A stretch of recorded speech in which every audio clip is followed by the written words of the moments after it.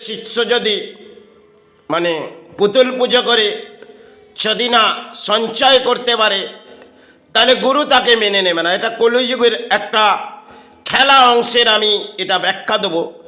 এটা কলিযুগ, কেন কলিযুগে গুরুরা অর্থের পেছনে ছুটছে।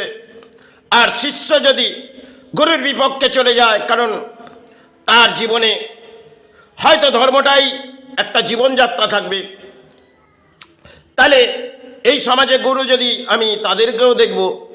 আর আমি যদি আজকে বহু গুরু নিয়ে আলোচনায় আসছি, তারা এটা মেনে নেবে না। কেন এই পুতুল পুজো করে হয়তো অর্থ সঞ্চয় গুরুরা করে, আর শিষ্য যদি সেই পথেই না যায় তাহলে সেই পথটা গুরুরা হয়তো তাদের পেটের জন্যে তারা অর্থ সঞ্চয় করে, কারণ এটা তাদের দানপত্র জীবনে। আজকে কলিযুগে অর্থ সঞ্চয় পুতুল পুজো নিয়ে বহু গুরু এবং শিষ্যরাও সেই করণীয় কাজগুলো করে বেড়ায়। কারণ শিষ্যদেরও দানপত্র জীবনে একটি দীক্ষা গুরু দিলেন, আর তাতেই আবির্ভাব করে মাতৃসেবায় আবির্ভাব করু। চাই গুরু সেবা আবির্ভাব করে যদি সঞ্চয় না করতে পারবে তাহলে গুরু তোকে আপনাকে মেনে নেবে না। এটা কলিযুগ, কারণ কলিযুগের গুরুদেরও অর্থ চাই, গুরুদেরও অর্থের লোভ লালসার মাঝে সেবার মাঝে গুরুরা বসে। আর এই কলিযুগে আমি হয়তো এসেছি মাতৃচরণে, কিন্তু সেবার মাঝে কোনো দান আমি গ্রহণ করতে চাই না।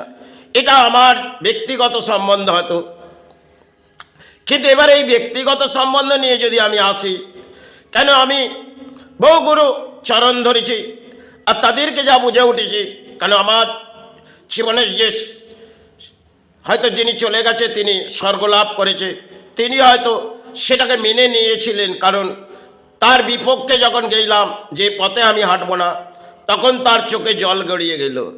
যাই হোক, এটা সময় ক্ষেত্রে তিনি আজ হয়তো তিনি স্বর্গলাভ বহু সময় করেছে, আজ হয়তো তিনি নেই।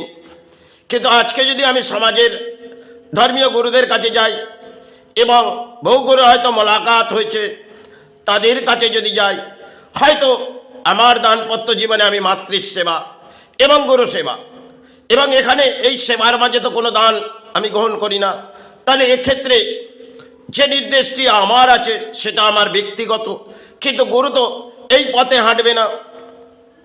কেন আজকে বর্তমান দিনে কলিযুগে গুরুরা অর্থ নিয়ে হয়তো বসে পড়ে, আর শিষ্য যদি তার বিপক্ষে চলে যায় তাহলে তার জীবনে হয়তো দারিদ্রতা থাকলেও তাকে কাটিয়ে যেতে হবে, কারণ গুরু তার নির্দেশ বুঝে উঠতে পারবে না হয়তো, আর নাহলে গুরু সেটাকে মেনে নেবে না।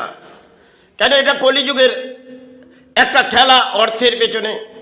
একটা সময় বহু গুরু এই বাংলায় এসেছিলেন, কারো কারো জীবনের দারিদ্রতার মাঝেই ছিল, তারা এই অর্থের লোভ লালসায় আসেনি। আজকে যাই হোক, এটা অর্থের লোভ লালসায় আমাদের ধর্মের সেবাগুলো হচ্ছে, এক একটা স্থান চলে গেছে। আজকে যে সমস্ত স্থান কালীঘাট থেকে আরম্ভ করে সেগুলো তো মাতৃ বিক্রয় হচ্ছে, তাহলে এটা ধর্মের মাঝে বিক্রয় তারা করে যাচ্ছেন। তারাপীঠ স্থান, সেখানেও দেখবেন অর্থ। আর এক একটা স্থানে যাবেন, বড় বড় চাদর লাগানো আছে, সেখানে মাকে দান দাও, মাকে না দান দিলে তাহলে মা আপনাকে দয়া করবে না। কারণ মা আপনি এসেছেন যখন মায়ের স্থানে, তাহলে আপনাকে ওই চাদরে দান দিতে হবে।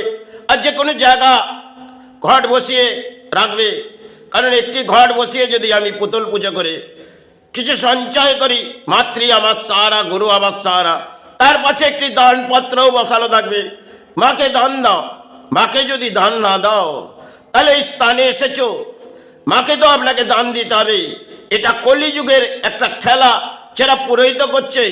আর দেখবেন বহু গুরু এই পথেই নেমে পড়েছে, যাদেরকে আমি শ্রদ্ধার মাঝে আসবো তারাও তো এই পথ বেছে নিয়েছে। হয়তো এটা কলিযুগ, কারণ কলিযুগের একটা সময় হয়তো ছিল, সেই সময় এতটা লোভ লালসার মাঝে সেবা হয়তো চলেনি। আজকে যেটা চলছে বাংলায় এবং ভারতবর্ষের বহু জায়গায় দেখবেন, গুরু যখন কোনো স্থানে ঢুকলেন সেখানে একটি ট্যাকে বহু অর্থ সেখান থেকে নিয়ে বেরিয়ে এলেন। কারণ মাতৃর সেবায় আমরা যাই, আর যে সেবার মাঝে যদি অর্থ আসে সেই স্থানের মাঝেই পড়ে থাকি। এটা দেখবেন বাংলার মাঝে কেন, ভারতবর্ষের বহু মন্দিরে যে কোনো স্থানে যাবেন সেখানে দানপত্র তো আছেই, আর পুরোহিতের একটা সঞ্চয় আছে। সেই সঞ্চয় থেকে তার পরিবার হয়তো সমস্ত কিছু তার ভরণ পোষণ হয়, কারণ তাদের নির্ধারিত একটি সেবার কখনো কখনো দিন আসে, সেই দিনে তারা আবির্ভাব হয়ে যায়, আর সেই দিনে তাদের অধিক সঞ্চয় হয়ে যায় যে সারাটা মাস তাদের জীবনে হয়তো দুর্ভোগ থাকবে না, কারণ সুখের ছায়া নেমে পড়বে। একটি দিন যদি কোনো স্থানে সেবা করে তার কাছে অধিক অর্থ চলে আসবে। আর আপনি যদি যে পথেই বসে মাতৃ করে যান না কেন, আপনার মাতৃ সাহারা নাম নিয়ে কিন্তু অর্থ তো নেই, তবু আপনাকে পারিশ্রমিক করে মাতৃ সেবা চালিয়ে যেতে হবে। এটা হয়তো আমার পরম দুর্ভাগ্য, কেন এই বাংলায় যা দেখেছি আর ভারতবর্ষের কিছু রাজ্য হয়তো ঘুরেছি, হয়তো আজ আর দেহ বয় না, এই একই জায়গার মাঝে পরিণত পড়ে আছি। কিন্তু ব্যাখ্যা কাকে করব আর কে শুনবে? সবই তো অর্থের পেছনে লোভ লালসা, আর এই অর্থ নাইলে হয়তো বেঁচে থাকা যায় না। কিন্তু আজকে বর্তমান দিনে দেখবেন শিষ্য যদি সেই পথে না হাঁটে তাহলে গুরু সেখান থেকে হটে যাবে। আজকে হয়তো আমি ব্যক্তিগত নিয়েই কিছু আলোচনায় উঠে আসছি, কিন্তু শিষ্য যদি গুরু সম্মান রক্ষা করতে আসে সেখানে গুরুও বুঝে উঠবে না, কারণ গুরুরা চাইছে অর্থ, কিন্তু একটা সময় শিষ্য চলে যাবে, গুরু সম্মান রেখে চলে যাবে। এটা বহু ক্ষেত্রে বহু কেউ করে গেছে, বাংলার মাঝেও করেছেন, তারা গুরু সম্মান রেখে গেলেন। এগুলো তাদের জীবনে গুরু সম্মান রাখার যোগ্যতা তারা রেখেছিলেন, যে যাই করি না কেন গুরু সম্মান রেখে যাব, এই ভূমিতে এসেছি হয়তো গুরুকে জাগিয়ে দিয়ে যাব, এটা তারা করে গেলেন। স্বামী বিবেকানন্দ তিনি কিন্তু বিদেশ গিয়ে গুরু সম্মান রক্ষা করেছিলেন, আরও বহু কেউ গুরু সম্মান সময় ক্ষেত্রে রক্ষা করেছিলেন। আজকে যদি শিষ্য সেই পথেই আছে তাহলে তার কোনো গুরু এই নির্দেশ মেনে নেবে না, তাহলে একটা স্থানের যে নির্দেশ সেটা যদি কোনো পুরোহিতকে দেওয়া যায় তাহলে পুরোহিতকে নিশ্চয়ই অর্থ স্থান থেকে দেওয়া হবে পারিশ্রমিকের, কিন্তু পুরোহিতের যদি অধিক লোভ লালসা থাকে তাহলে সেই দানপত্র ওই স্থানে দেওয়া হবে না।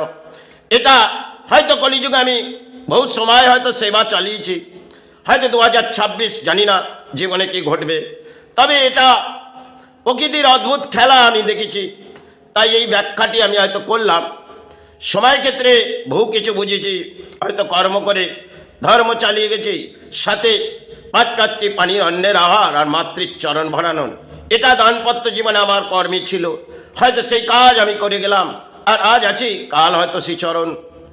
তাতে গুরু আমায় মেনে নিল কি না নিল, আমি যে মাতৃ সেবায় আবির্ভাব হলাম তাতে তিনিই আমার ব্যাখ্যা গ্রহণ করুক, কারণ চরণ ছাড়া তো কিছু বুঝিনি, মা মা করে হয়তো চিৎকার করি এক পাগল হয়ে, এটাই আমার কাছে পরম ধর্ম।